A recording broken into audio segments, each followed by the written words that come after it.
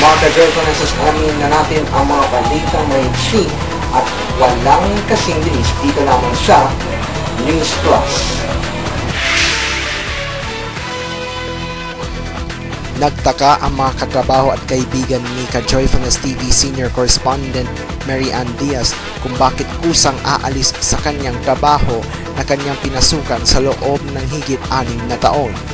Ipinaliwanag ng maayos si Diaz na wala siyang magawa sa buhay na mag-post siya sa kanyang profile na wala na daw siyang trabaho sa isang food stall sa Davao na nag-cause ng panic ang ilang friends niya sa Facebook. Nilinaw ni Diaz na walang katotohanan ang balita na nag-resign siya.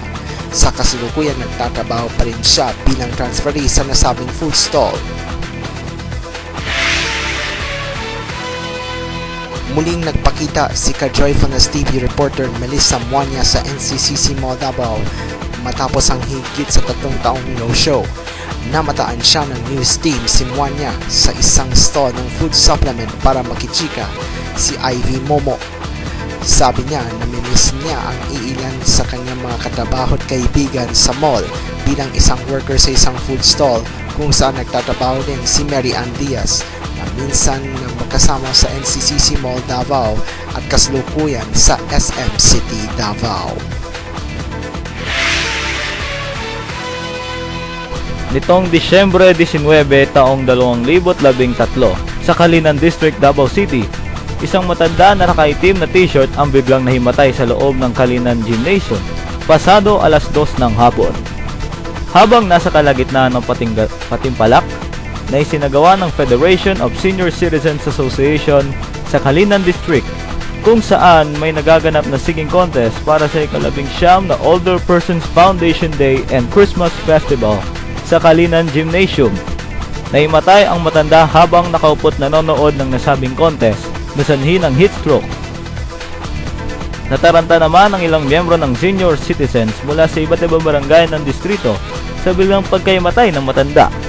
Agad dinala sa Barangay Clinic Hall ang nasabing matanda at maayos na ang kanyang kalagayan ngayon. At yan ang pinakahuling detalye mula dito sa ka-Joyfullness TV Manila. Ako po si Edison Bandilla, nag-uulat.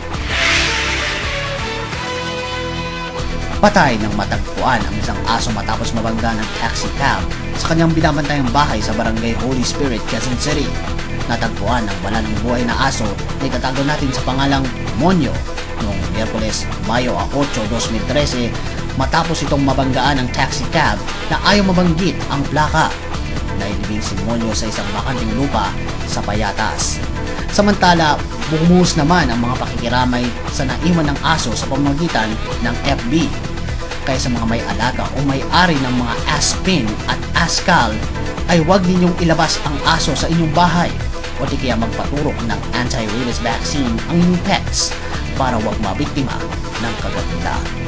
Nagmumula rito sa ka-Joyfullness TV Manila para sa ka-Joyfullness News. Ito po si Ramil Espina, nagbabalita.